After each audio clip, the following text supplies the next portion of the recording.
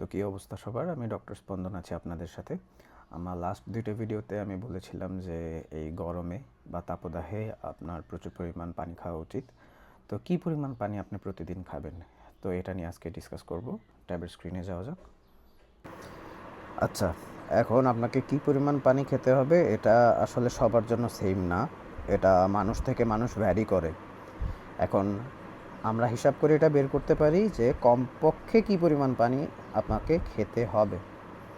এখন ধরেন আপনার এভাবে এটা হিসাব করতে হবে যে আপনার ওজনের প্রতি কেজিতে 30 থেকে 35 ml পানি খেতে হবে। এখন আপনার ওজন ধরেন 50 কেজি।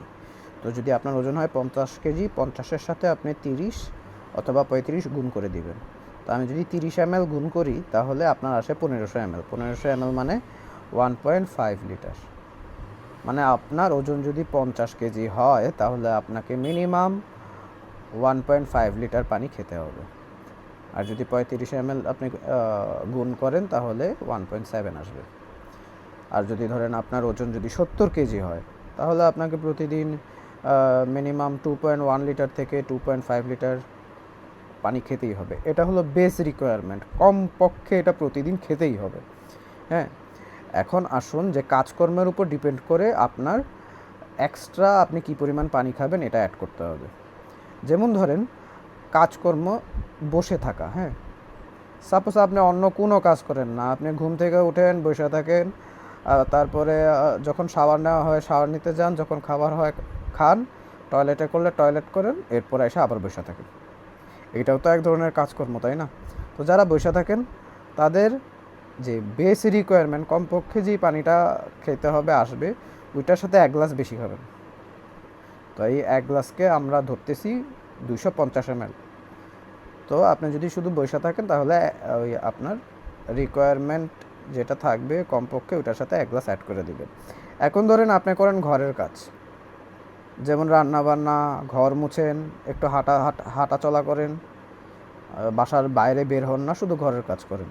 তো ওইসব মানুষরা আপনাদের যে কমপক্ষে বা বেস রিকোয়ারমেন্ট বের হবে ওইটার সাথে 2 গ্লাস পানি বেশি খাবেন। এই 2 গ্লাস পানির পরিমাণ আমি ধরে নিলাম 500 ml। ঠিক আছে? এখন ধরেন যে আপনি জিম করেন বা এক্সারসাইজ করেন।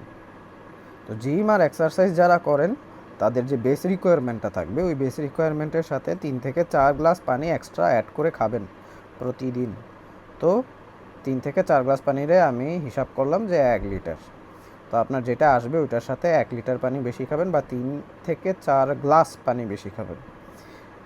এরপর আসি আপনি যদি হন লেবার বা স্পোর্টসম্যান, মানে যারা শ্রমিক বা যারা অনেক বেশি শারীরিক পরিশ্রম করেন বা খেলাধুলা করেন, তারা আপনারা 6 থেকে 8 গ্লাস পানি বেশি খাবেন।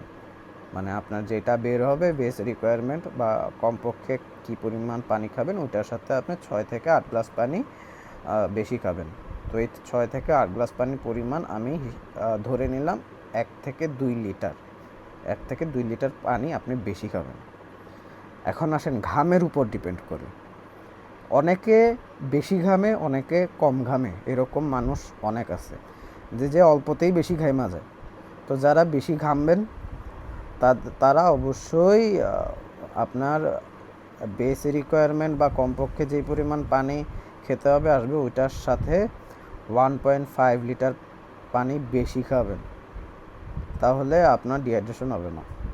হ্যাঁ, আর অনেক মানুষ আছে যারা একটু কম ঘামে, যে অনেকক্ষণ হাঁটলো কিন্তু তারপরেও তার শরীর থেকে ঘাম মানে বোঝা যায় না যে সে ঘামছে কি ঘামে নেই। তো ওইসব মানুষরা 1/2 লিটার পানি খাবে। হ্যাঁ, মানে ওই বেস রিকোয়ারমেন্টের সাথে 1/2 লিটার অ্যাড করে খাবেন। এখন আসেন প্রেগনেন্ট মহিলা, যারা প্রেগনেন্সিতে আছে বা প্রেগনেন্ট, তারা আপনার বেস রিকোয়ারমেন্টের সাথে 1 গ্লাস পানি বেশি খাবেন। হ্যাঁ, এই 1 গ্লাস পানির পরিমাণ ধরে নিলাম আমরা 300 ml।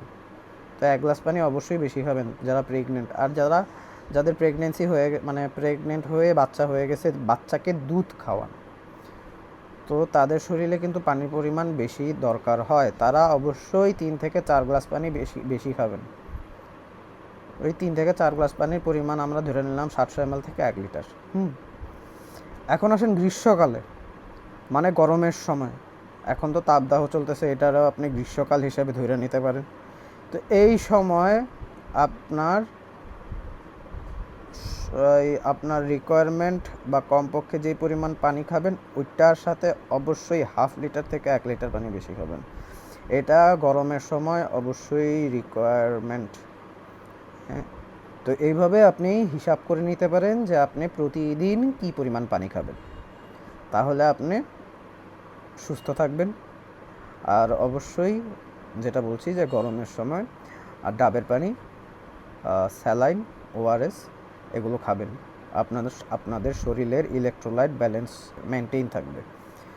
তো এখন ধরেন আপনি অনেক ব্যস্ত মানুষ, আপনার এত সময় নেই যে জানার, এত ক্যালকুলেশন করার যে কী পরিমাণ পানি খাবেন।